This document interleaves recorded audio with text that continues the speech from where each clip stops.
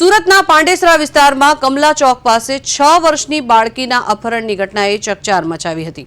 શાસ્ત્રીનગર સોસાયટીમાંથી અજાણ્યા ઈસમ દ્વારા બાળકીનું અપહરણ કરવામાં આવ્યું।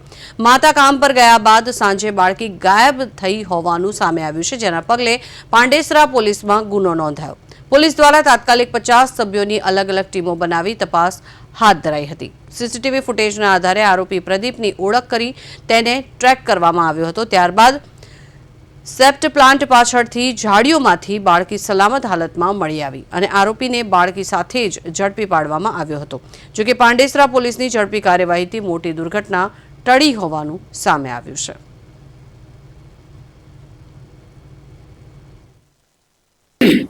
ગઈ તારીખ 31/3/2026 રોજ રાત્રે 10:30 વાગે પોલીસના પીસીઆર પર 112 પર કોલ આવેલ કે પોલીસ મદદની જરૂર છે, જેથી પીસીઆર જે તે જગ્યાએ પહોંચેલી અને ત્યાં ઊભેલા તેના મધર ફાધરે રજૂઆત કરેલ કે મારી 6 વર્ષની દીકરીને કોઈ માણસ અજાણ્યો અપહરણ કરી લઈ ગયેલ છે।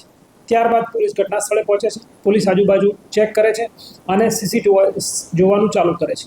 ત્યારબાદ એક માણસ આ દીકરીને લઈને જતો દેખાય છે, જેનો પીછો કરતાં કરતાં વડોદ ગામથી આગળ જાડી ઝાંખરીવાળા સુધી રસ્તા સુધી જતો હોય છે, પરંતુ આગળની કોઈ લીડ મળતી નથી।